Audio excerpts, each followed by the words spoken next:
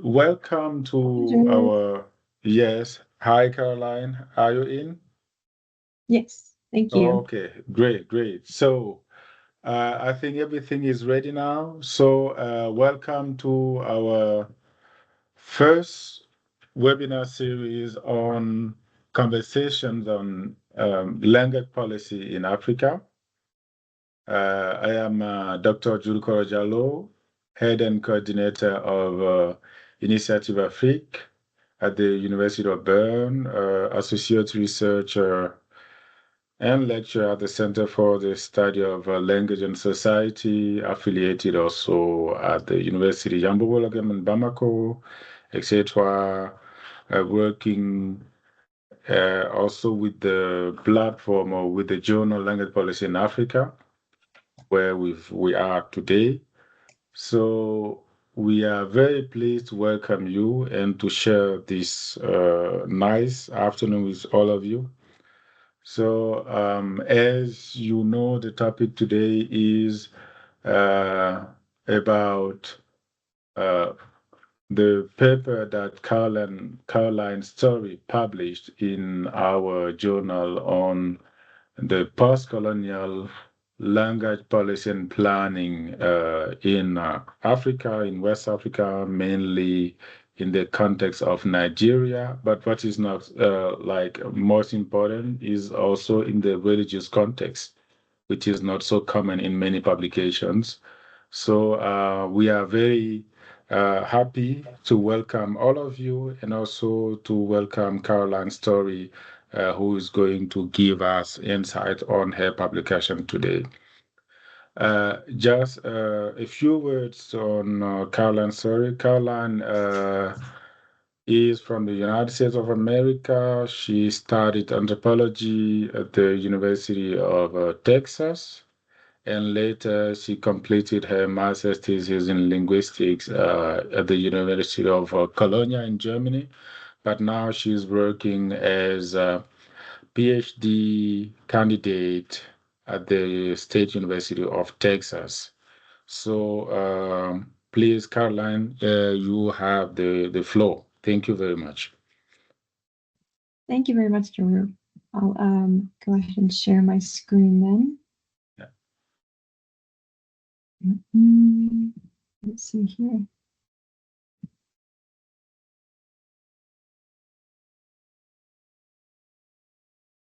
Okay. Let's see here. Can you see my screen? Yes. And Okay. the audience, can you see the screen, Caroline's screen? Please make a sign. Okay, perfect. Great. Thank you. Sorry, I'm also working on a MacBook, which is trying its hardest to have two tabs open at once. Okay. So you got the floor, Caroline. Thank you very much. You have 20 minutes. Okay, perfect. All right. Thank you all for being here. I sincerely appreciate it. If you have not read my paper in language policy in Africa yet, no worries. This presentation will basically cover the entire paper in brief, and I want to open with an important point made by Lamin Sane on how mission work is facilitated through two main impulses, and that's the need to communicate the message of the gospel to as many people as far as possible, and the need to regulate the incoming members of the church. And so we'll see these two impulses operating in contention with each other through how the LDS Church in particular operates their missionary program.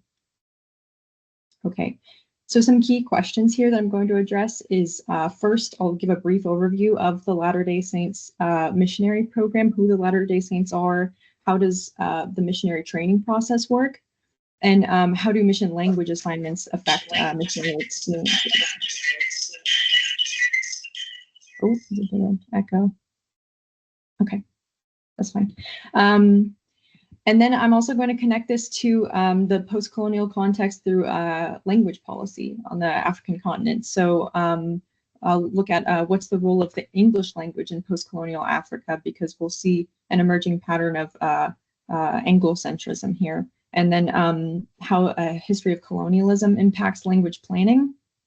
And this will allow us to explore the relationship between the Church of Jesus Christ of Latter-day Saints, also known as the LDS Church, how their languages of instruction reflect those post-colonial language policies.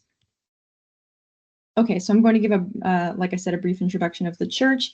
I'll go over some of the missionary training center data through their languages of instruction, and cover also a few interviews that I conducted with returned missionaries who served on the African continent. And then we'll connect that to the African context. Okay, so to begin, oh, one moment. Oops. So sorry, I think it disconnected for a second.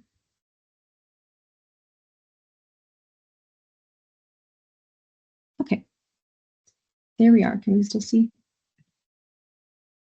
All right, I think we're good. Okay, so to begin, if you've never heard of the LDS Church, they describe themselves as a restoration of New Testament Christianity.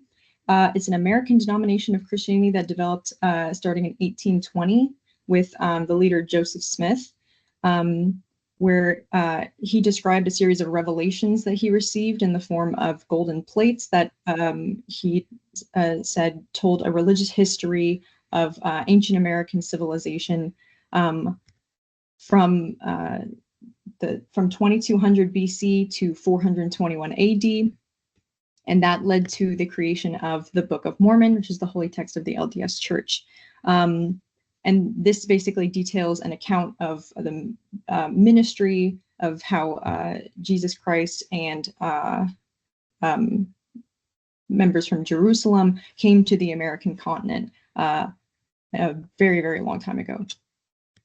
So there's an important point here in the church's history that I want to highlight, and that is before 1978, the LDS Church did not grant equal church membership to Black Latter-day Saints. So after 1978, the church released what they refer to as the priesthood revelation, where the leader of the church, whose name is Kimball, announced that this history of the church that viewed basically individuals with darker skin as cursed or disfavored from God, and that also disavowed mixed race marriages. From then on, they rejected that initial part of the LDS Church teachings. And this will be very relevant once we connect it to how the LDS Church operates today on the African continent, and specifically Nigeria as well. Okay, so today the LDS Church has 170 temples worldwide in operation.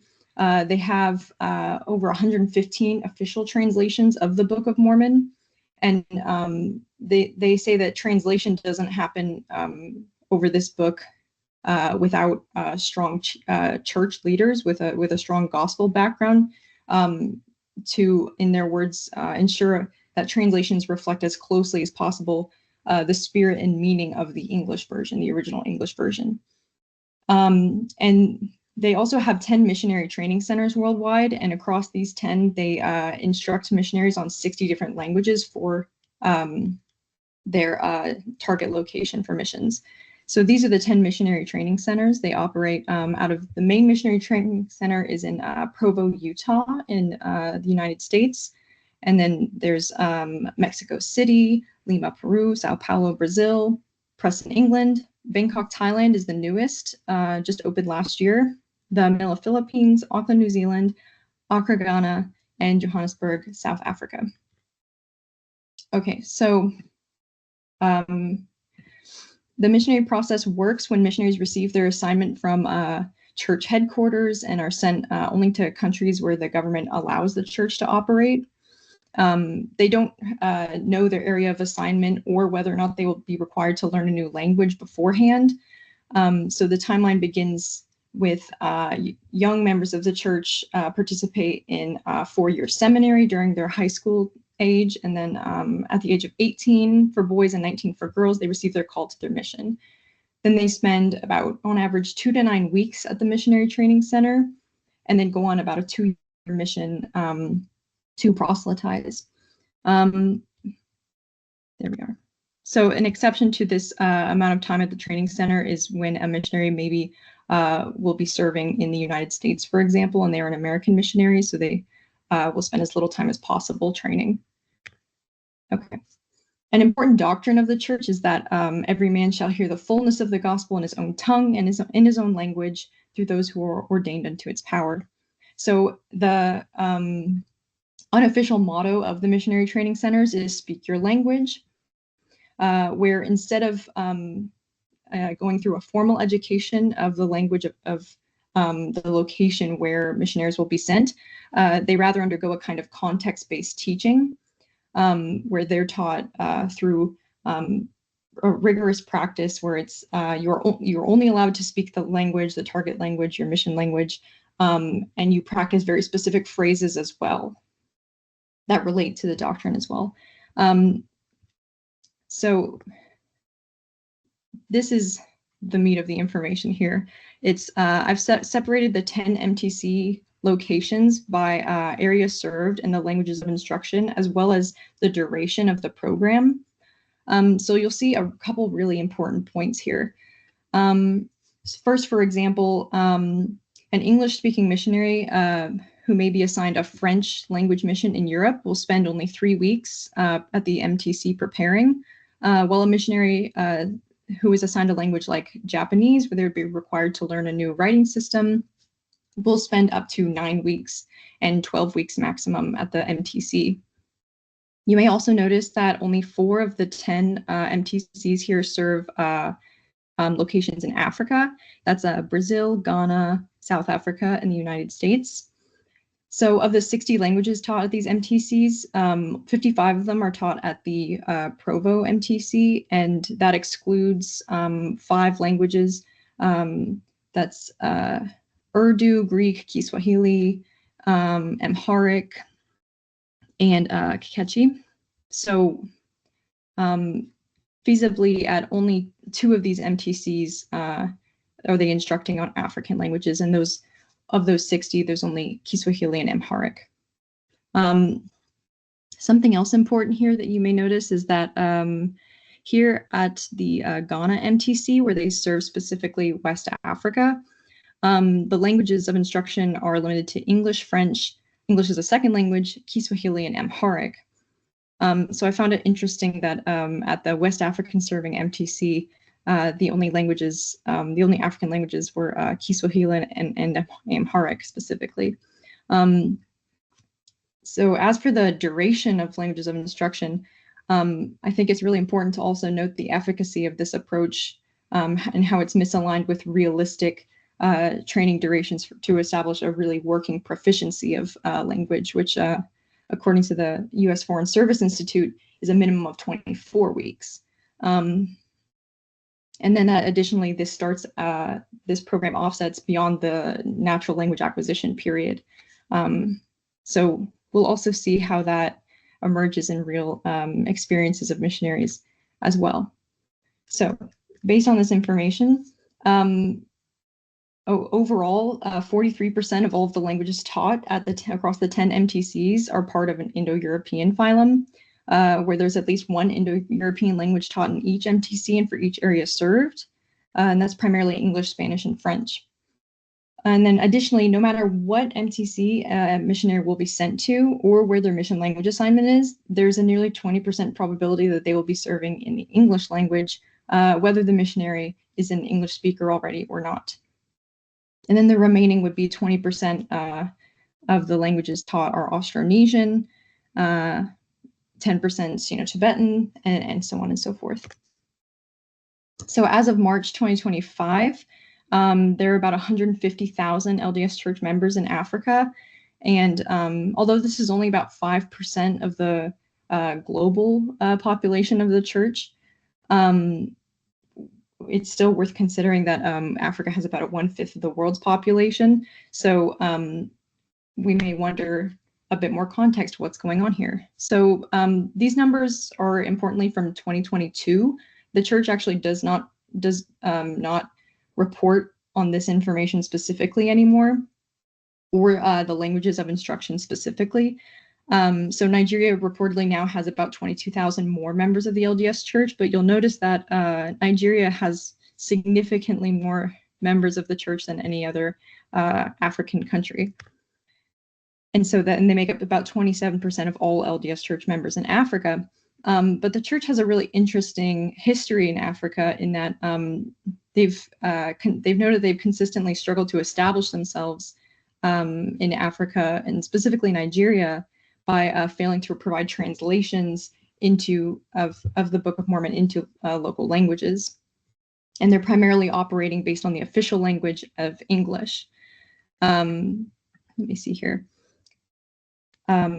According to the church, they cited some discomfort with deciding which languages to translate in or to serve missions in Nigeria in, to move them to a select few languages because they were concerned about showing favoritism toward one language over another. And that reflects similar concerns in government language policy and planning. So the result that you have is African serving missionaries leading primarily missions in English and French and Portuguese.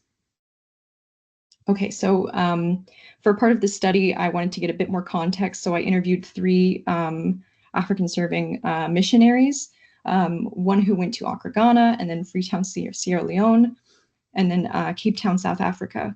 And you'll notice that among each of them, their language of instruction that they received at the MTC was English.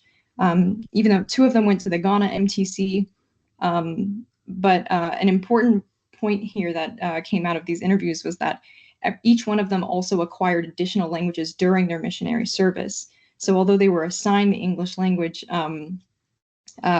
we have some interesting perspectives here where they told me that it was very difficult to operate solely in English. From this first missionary who served in Ghana, they said that there were so many dialects that even if we had learned one of the local languages, we still wouldn't have been able to teach every person. And then another who cited being assigned an English-speaking mission, but being told that they would need to learn Creole in the field because it was not taught at the MTC. And being able to speak a language beyond English during their mission was an important sign of respect as well. Okay. So the LDS Church's Missionary Service Guide emphasizes that if a missionary doesn't already know English, learning English will allow them to help build the Lord's kingdom in additional ways.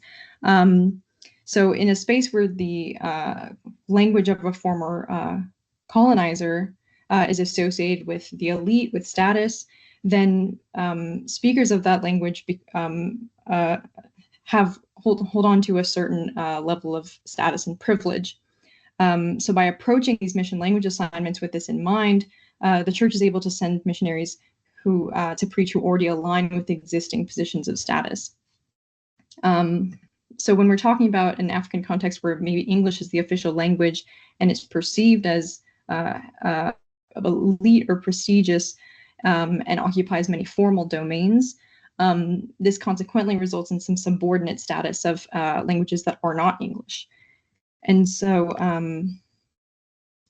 the LDS Church has also said that although they teach foreign languages to missionaries to bring the gospel to the entire world, that is that first point of the purpose of the mission. But they say that missionary work would be a lot easier if everyone spoke the same language.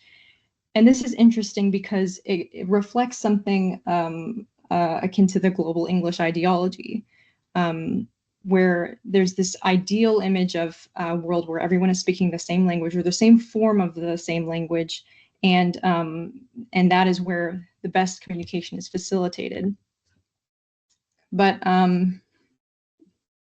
we see that these kind of cultures of standardization that emerge from these ideologies bring about some interesting points here. So from a post-colonial perspective, if English is assigned in all levels of education, while other languages are removed from curriculum after primary or secondary school, you end up with a language like English existing in government operations and being regardless of whether or not it's the most spoken language in the community. So Joseph Arrington referred to this process as the colonial regime making English a means for uplifting people, for creating Anglophone elite that would be local in blood and color, quote unquote, but English in taste, in morals, and opinions, and in intellect. So the question remains, when all socializing institutions or institutions of power are in English, what effect does that have on people's taste, opinions, morals, and intellect? So looking at English as a global language, we see that there's a consensus that English serves a symbolic function, and that's often to index modernity in this context. Costley et al., for example, says that English adopted as the official language in Zambia has it perceived as a neutral language without any associations to ethnic or linguistic groups. But this doesn't extend to social domains, where knowledge of English is restricted to political and economic and social elite, who may use it as a strategy of linguistic exclusion. So, for example, you have a country's constitution that states that in order to be elected to government, a seat of government, candidates have to be proficient in English. And this is part of the global English ideology, where it symbolizes upward mobility as a global language, and it becomes this powerful tool for social mobility, but also social stratification. So with historical context in mind, the language planning process sorts languages through means of status from official, national, and local languages. And then beyond that, you have varieties of languages that are sorted into high and low as well, according to their sociocultural attributes, and that comes with associated stigmas as well. So from the official tier, you have language operating in government policy, education, and professionalism. And then national languages tend to be shared more in the media, education, news, and advertising. And then local languages more in through everyday discourse. And this system tends to recycle itself through institutionalized, restricted access to that central authority, which maintains power centralization among those who are proficient in the official language. And so finally, we know that language hegemony is a characteristic feature of a rather Western perspective on the world, where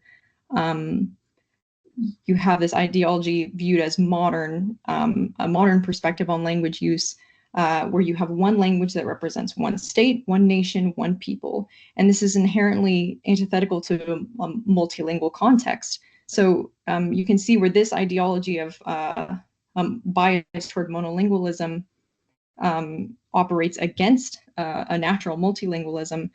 This can be quite detrimental when we're talking about establishing official language, and then those powerful socializing institutions using official language information to carry out their duties. So you have a religious institution like the LDS Church, who uses official languages of certain countries to determine what language missionaries sent there will use once they arrive. And it rather disregards this natural multilingualism that we see.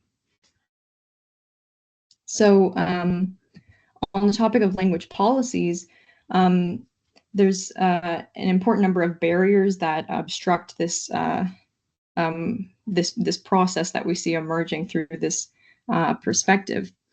So first and foremost, there's a symbolic dominance associated with the official language, right?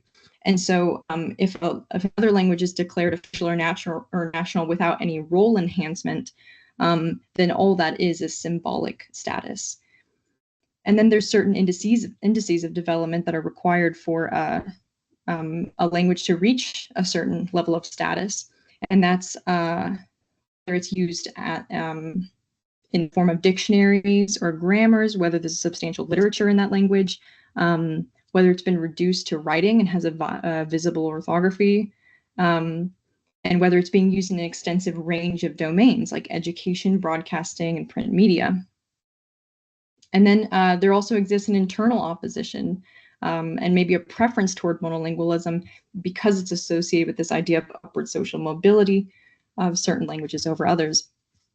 So the movement to implement more local languages as a medium of instruction, for example, in African education, faces repetitive opposition from this argument that it serves to subordinate the African population on a global scale by denying access to quote unquote world languages like English.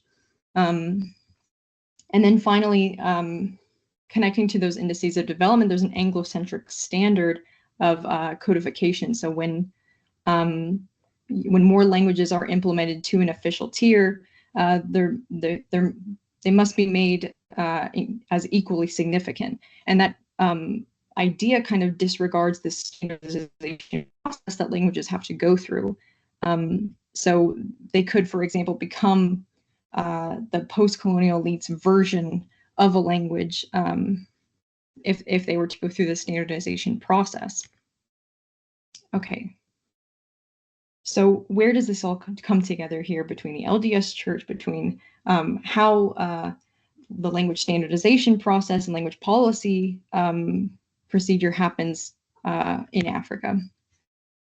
So what we see here is the LDS Church, how they select their languages of instruction, how they distribute languages of instruction through missionary service as a reflection of post-colonial language policies in Africa, typically following the official language model provided by countries. And if you're talking about a post-colonial context where those languages are reflective of a very specific history that favor monolingual model of language practice, then obviously you have that resulting in the form of missionaries struggling in their efforts and expecting a certain process to occur where they're basing the missionary program off of these macro language ecologies rather than on the micro scale. And it's left to the discretion of individual missionaries as to how well they will perform based on the sociolinguistic situation they're actually situated in. And so that local discourse that's required to build a relationship through their process, which is one of their main points, it's to spread the message as far and wide as possible. But if you're also trying to regulate what kind of people who can join the church from that, and you're operating from a perspective of English will be fine, English is the way, then you're only reaching a certain people. So these English-only language policies really more leave room for the creation of sociolinguistic binary opposition structures. And these powerful socializing institutions like religion help reinforce this process through this concept of the idea of a global language, or maintaining colonial languages in the official status, although they have the ability to connect us on the global linguistic scale, can also extend this language element to colonialism as well, and see it continued in a post-colonial context, even if it's antithetical to the purpose of the missionary program. Thank you very much.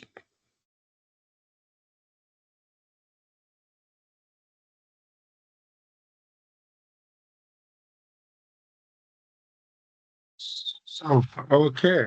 Thank you very much. Thank you very much, dear Caroline, for this brilliant talk. It's just fantastic. Please, if you have any question, do not forget to mention them in the chat. But I will just sum up the presentation a little bit so that people can remember what are the key like messages and take home messages that we discuss right now. And at the beginning, Caroline gave an overview of the presentation where she concentrated on mainly two points. The first, she gave us an overview on the history and the background of the movement or the religious movement called the Latter Day Missionary. And also, she gave us an overview based on her investigation of the role of English in the context of this church. But most importantly, she focused on the post-colonial context in Africa and specifically in Nigeria. And so after this, she reminded us in the introduction the book of the Mormon to give a, to explain a better way the background of the history of this church. And it's important to know that in this context, the situation, the like aspect like ethnicity or race are very important features for this church. So after this, she also gave some statistic about the numbers of the temples of this church, like 170 temples worldwide, and they make like they have more than 100 books that they translate, and in more than 60 languages, and that they have worldwide like 10 missionary centers. And from that point, she came to the whole process, how the church is organized and how people get involved in the existence of the church from the years of from like teen like children from 4 to grown up people like 18. And also in this context, the key point is when it's about language to tell people, so speak your language, but at the end the church will foster always English as the main language of the missionary. So and in the context, like when you take the different MTCs worldwide, the location of the missionary worldwide, you will see that in Africa, like in the case of Ghana, English is the main language, French is also main language, but you will see that also Kiswahili is used and Amharic, which is very interesting because Ghana is in West Africa. Kiswahili and Amharic are not West African languages, but it's interesting to know to what extent this could be used in a West African context. And after this, Caroline remind us that in the language planning use of this church, around 43% of the languages used are European, Indo-European phylum, and about 20% is uh, English is used in the context of this church. And after this, she also gave numbers about the members of the church and in the African context. So after this, I think one of the key messages here for us dealing with language and language planning and language policy is really that the use of the official languages in the African countries in a post-colonial context in West Africa is very important to this church, and that it based on the monistic ideology of language, meaning one state, one language, one nation, which is a danger for natural multilingualism, not only in Africa, but in every other country, context. and which is also an abstraction for the process of decolonization based on symbolic dominance, retrieval opposition, indices of development, but also it enforces the Anglocentric standard. And in the conclusion, Caroline reminded us that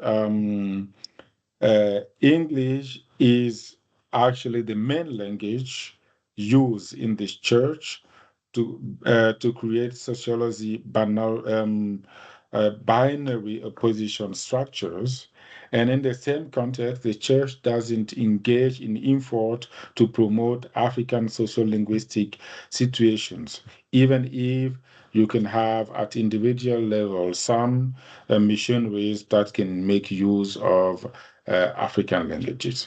So this is somehow the summary of what has been presented now by our friend and colleague Caroline. Please, are there questions or other comments? Bert, do you have some more questions? Hello, Bert, can you hear me?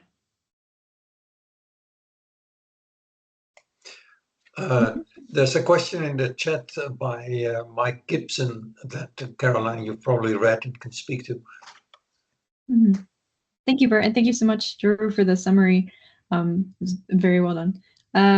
So Mike Gibson asks, can you comment on the use of different languages in churches and the use of the translation of the Book of Mormon in Africa? Yes, even if it's not my primary focus. That's fine. Thank you very much. There is some really interesting research on the history of this church in particular. On the African continent, there's a gentleman. Let me find him. His name is D. Hurlbut, and he published in 2018 the LDS Church's history on the concept of race, and talked a bit about how that relationship with Africa embedded in the church's history has shaped what they how they currently operate in that context. So what I think is really interesting first is that I wanted to begin by introducing the fact that the church places a lot of emphasis on we teach 60 languages across the 10 MTCs. We have over 100 translations of the Book of Mormon, and it's a core component of the church that the gospel is heard in as many languages as possible. That's something that they're very proud of. And so those translations of the Book of Mormon are extensive, and they do include several African languages. So what I thought was very interesting is that in the exact same context of those 60 languages, there are only 2 African languages, and neither of them are taught to missionaries serving in the areas where those languages are spoken. And I actually had to quadruple check to make sure that that was true, because I look back at the because this information about what languages they teach and where isn't publicly available. I had to reach out to the church to get this information. But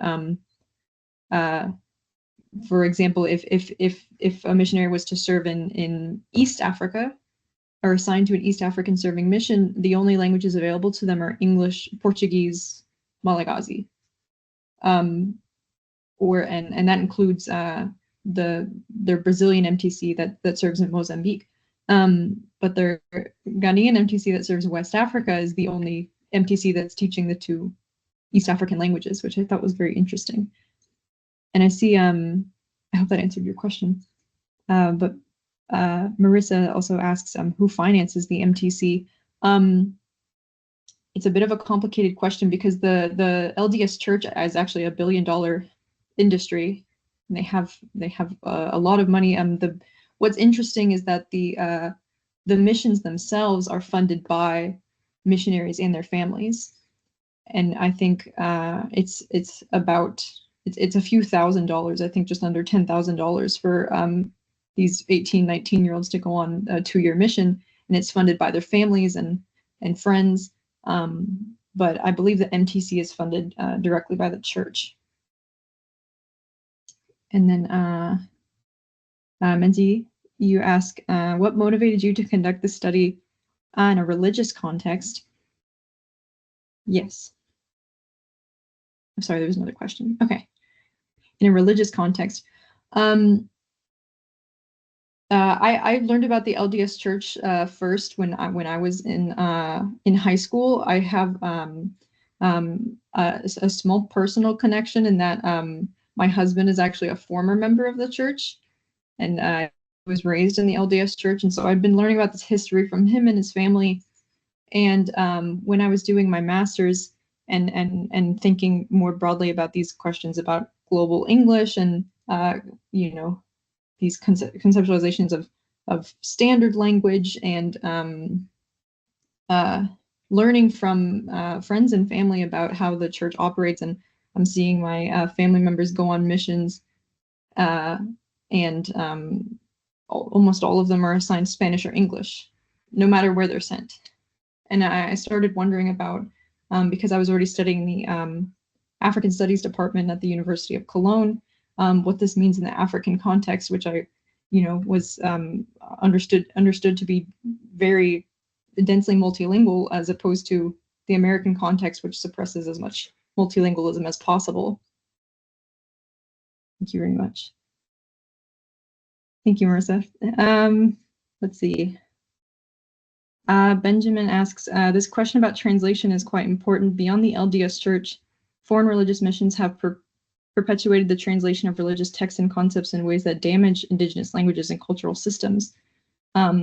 Yes, absolutely. I think an important point that the church makes in that translations are only done by members of the church as an attempt to more accurately represent the original English.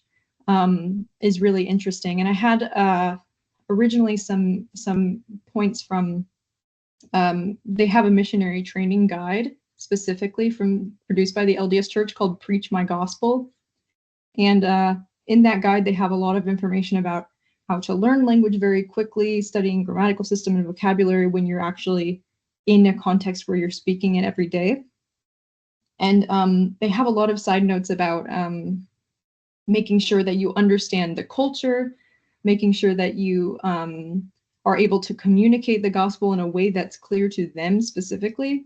But there's not a lot of focus on the idea of there being of language as something pluricentric, like pluricentric Englishes, as in when missionaries are sent to Nigeria, for example, and they're told their language will be English when they get there.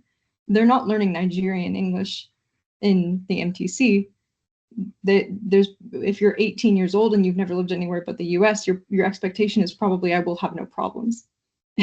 there's no variance in cultural conceptualization or any other kind of influence that could make the English language somehow unique in a different context.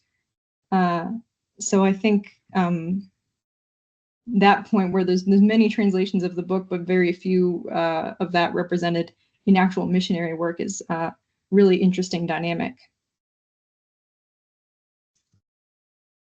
Thank you. I hope I answered everyone's questions okay. I come back to the point on the use of African languages in West Africa. I mean, if you have languages from Eastern Africa that are used in West Africa, like as you mentioned the case of Kiswahili and Amharic.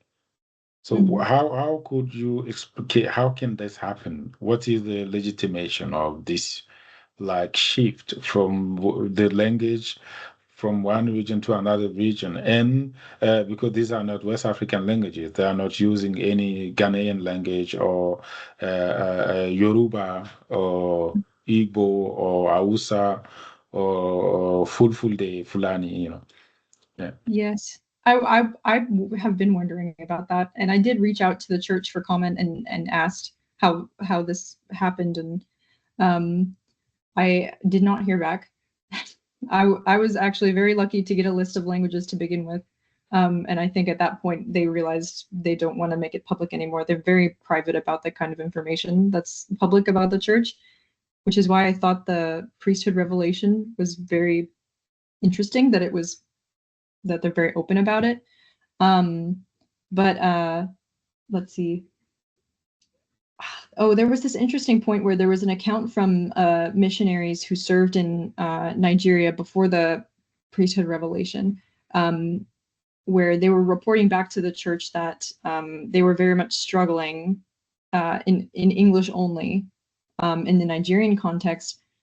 But at the same time, in the same account, they described Efik, for example, it was Efik as a relatively minor language, despite the fact that at that time, the majority of church members in Nigeria were in the Efik-speaking region. I'm not sure what to make of that, to be honest. But it was interesting to see some historical accounts and some small past literature on that compared to what missionaries today are saying, in that they feel very unprepared attending to their missions in that when they're assigned the English language.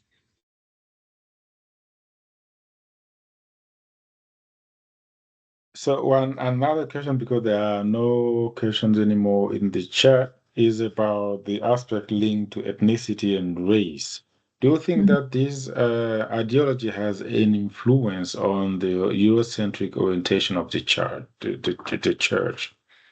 Is it because the church want to legitimize a kind of supremacy based on race, that it makes use of English as language of hegemony, and also of a practice of like some, you know what I'm.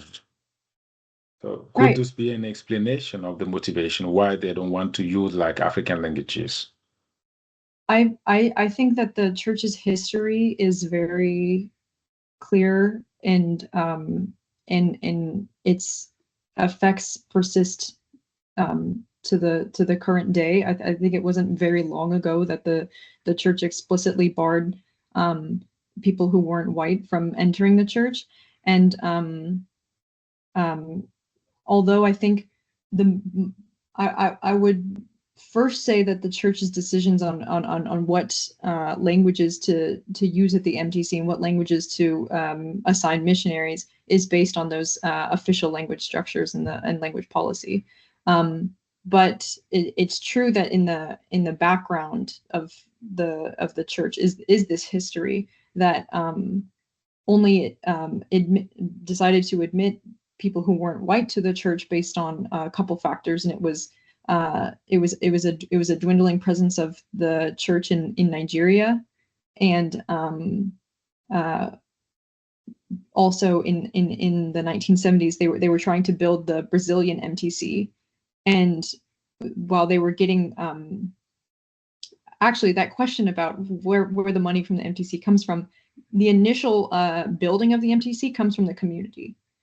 So in this case, in the 1970s, when they were trying to build the Sao Paulo MTC, they were getting funding for building the church from Brazilians. And they were realizing very quickly that funding was, it came with a very important mark, which was Brazilians may not be able to even become members of the church even after it's built. And that's where the priesthood revelation was born, in that if we want these MTCs to be built in places like Ghana, Brazil, we can't move forward with this idea that if you are not white, you cannot be an equal member of the church. So this is I guess from your data you said like 43% Indo-European languages, 19% English. I mean, it's over 80%. Without, I mean, they don't make use of African languages, even if these languages are actually big languages. So thank you very much. And there is a last comment of Martin Benjamin. I don't know if you can read it before we start.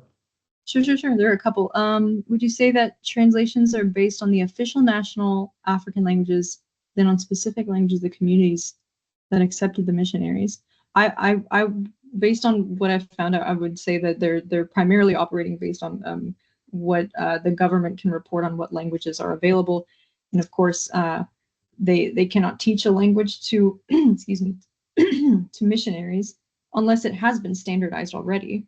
So I'm quite confident that whatever language is being taught in the MTCs is one that's been through this standardization process, which, like I said, has this can have this Anglocentric effect. Let me see a couple more questions. Okay. You may have heard about the new Swiss large language model that has capabilities in 512 African languages. I have not. That's very interesting. When you answer the data sources, turns out the data says most of them are languages that are almost entirely gleaned from New Testament translation projects. Yes. In my article, I very briefly touch on the history of missionary work as beginning as a linguistic project. So in the past, missionaries served as linguists who were documenting language for the purpose of translating the gospel. And then eventually it became, now that we have these resources in other languages, we will bring it to them and be able to share the gospel at that point, right? So that's the basis for AI and this cutting edge approach. I think it's so interesting. It's true that I wrote my master's thesis on a critical approach to documenting language, specifically Nigerian Pidgin. And I think it's really interesting how much language documentation is rooted in missionary work to begin with. Let's see. There's a last question of Stephanie Stauffer. Yes. Yeah.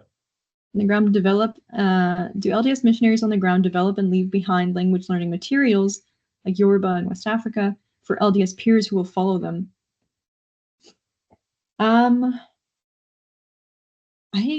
don't think so. I know that the missionaries operate in a sense that they work in pairs. So you have one missionary and they're assigned a partner from anywhere else in the world, and they're both assigned to the same location and language. And any language learning materials they have is done through the MTC. So they have their training up to 12 weeks first, and then they go. And then any information that they glean on their own about like vocabulary or grammar of another language that they use is personal to them, and they don't have any contact with anyone who follows them, but maybe they'll come into contact with other missionaries during their service and share experiences. Okay. Are there more questions? We have a hand. Yeah, but he cannot speak. This is the problem. Oh, no. Yeah, he doesn't get access. Thomas, je suis désolé, c'est bloqué, c'est que les participants ne peuvent pas intervenir directement. Si c'est pour ça qu'on demande aux gens de mettre les questions dans le chat. S'il vous plaît.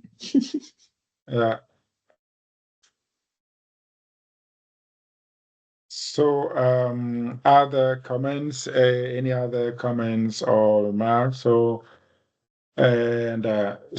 otherwise, we can conclude here.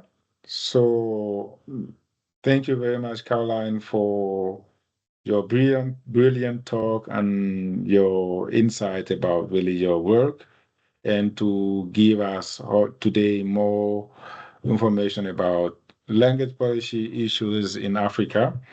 This is exactly this conversation that we want to have, with also the contribution of our journal, Language Policy in Africa. So I think this is the end of our first webinar. So if you have any other question, don't hesitate to reach out. Bert, you want to add something? I'm sure you're going to talk about the next webinar. The next webinar, yes, but you can keep on. So if you thought this one was interesting, the next one will be on the 7th of November by Menzi Tango on the language use in banks in a part of South Africa. So join us then as well if you can. And if you're interested in this kind of thing, this is partly sponsored by the Edinburgh Circle on the Promotion of African Languages. And if you don't really know yet what it is, check it out, Edinburgh Circle on the Promotion of African Languages. And if you want to, you're free to join. Okay, thank you very much. Just to remind you, the webinar, they are recorded, so we'll have them available for those who are interested in listening to them later. So thank you very much. Have a nice evening and a nice weekend. See you next time. Goodbye. Thank you very much.